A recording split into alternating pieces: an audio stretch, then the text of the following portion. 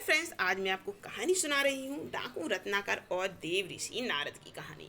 बहुत समय पहले की बात है। किसी राज्य में एक बड़ा ही खूंखार डाकू का भय व्याप्त था। उस डाकू का नाम रत्नाकर था।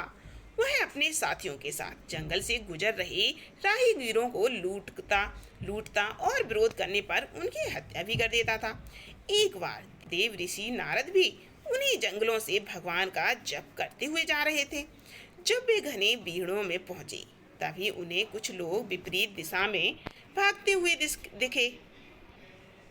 देव ऋषि ने उनसे ऐसा करने का कारण पूछा तो सभी ने मार्ग में रत्नाकर के होने की बात बताई, पर बावजूद इसके देव ऋषि आगे बढ़ने लगे। क्या आपको भय नहीं लगता? भाग रहे लोगों ने उन्हें ऐसा करते देख पूछा। नहीं, मैं मानता ही नहीं कि मेरे अलावा यहाँ कोई और है, और भय तो हमेशा किसी और के होने से लगता है, स्वयं से नहीं। ऋषि ने ऐसा कहते हुए अपने कदम आगे बढ़ा दिए। कुछ ही दूर जाने पर डाकू रत्नाकर अपने साथियों के साथ उनके समक्ष आ पहुंचा। रत्नाकर, नारद, मैं रत्नाकर हूँ। डाकू रत्नाकर, नारद मुस्कुराते हुए बोला, मैं नारद हूँ, देव ऋषि नारद, तुम्हारा अतिथि, और मैं निर्भय हूँ।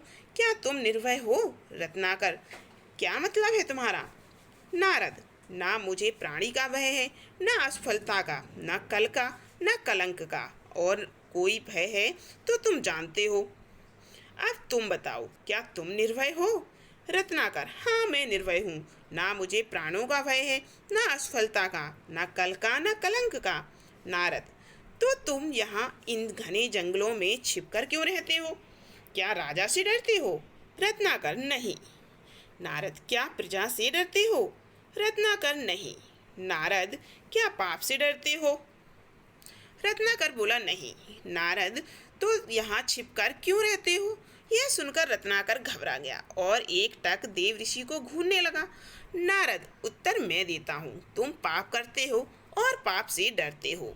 रत्नाकर हंसते हुए बोला, नारद, तुम अपनी इन बातों से मुझे भ्रमित नहीं कर सकते। ना मैं पाप से डरता हूँ, ना पुण्य से, ना देवताओं से और ना दानवों से, ना राजा से, ना राज्य से, ना दंड से, ना विधान से। मैंने राज्य के साथ द्रोह किया है, मैंने समाज के साथ द्रोह किया है, इसीलिए मैं यहाँ इन भीड़ों में रहता हूँ। ये प्रतिशोध है मेरा। नारद, क्या था वो पाप जिससे तुम डरते हो? रत्नाकर, मुझे इतना मत उकसाओ कि मैं तुम्हारी हत्या कर दूं। नारद, इतना तो मैं जान ही चुका हूँ कि पाप और पुण्य की परिभाषा हमेशा ताकतवर तय करते हैं और उसे कमजोरों पर थोपते हैं। मैंने साम्राज्यों का विस्तार देखा है, हत्या से, बल से, छल से। मैंने वाणिज्य का विस्तार देखा है, कपट से, अनीति से, अधर्म से। वो पाप नहीं था, मैं सैनिक था, दुष्ट और निर्दयी सौदागरों की भी रक्षा की। वो पाप नहीं था, युद्ध में हारे हुए लोगों की स्त्रियों के साथ पशुता का व्यवहार करने वाले सैनिकों की हत्या क्या की मैंने कि मैं पापी हो गया? राजा, सेना और सेनापति अपराधी हो गया। सेना और सेनापति का अपराधी हो गया मैं, क्या वो पाप था? नारद, दूसरों का पाप अपने पाप को सही नहीं ठहरा सकता। रत्नाकर, रत्नाकर चीखते हुए, मैं पापी नहीं हूँ। नारद, कौन निर्णय करेगा? वो जो इस यात्रा में तुम्हारे साथ है या नहीं है? क्या तुम्हारी पत्नी, तुम्हारा पुत्र इस पाप में तुम्हारे साथ है?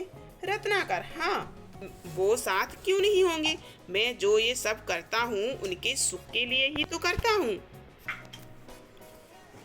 तो जो तुम्हारे साथ हैं उन्हीं को निर्णायक बनाते हैं। जाओ, अपनी पत्नी से, अपने पुत्र से, अपने पिता से, अपने निकट संबंधियों से पूछ कर आओ, जो तुम कर रहे हो क्या वो पाप नहीं है, और क्या वे इस पाप में तुम्हारे साथ हैं, इस पाप के भागीदार हैं? रत्नाकर बोला, ठीक है, मैं अभी जाकर लौटता हूँ।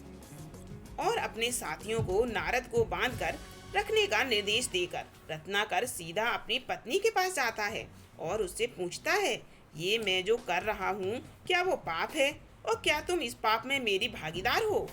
पत्नी कहती है, नहीं स्वामी, मैंने आपके सुख में दुख में साथ देने की कसम खाई है, आपके पाप में भागीदार बनने की नहीं।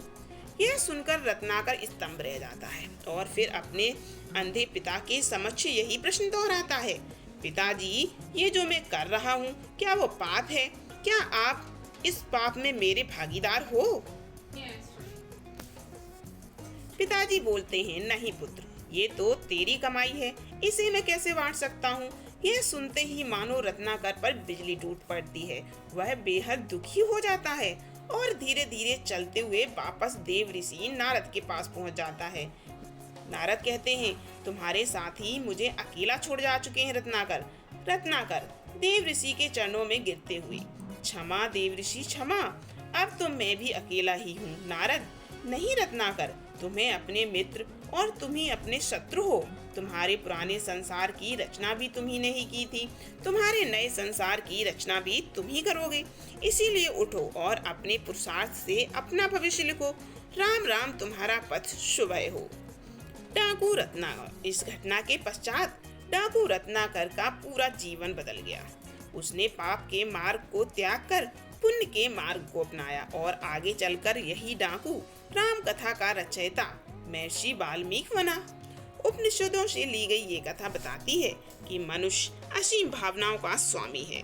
जहाँ एक तरफ मनुष्य अपने पुरुषार्थ से राजा बन सकता है, तो वहीं अपने आलस्य से रंक भी बन सकता है। तो कैसी लगी आपको ये कहानी? जल्दी से कमेंट कीजिए और वीडियो को लाइक जरूर कीजिएगा।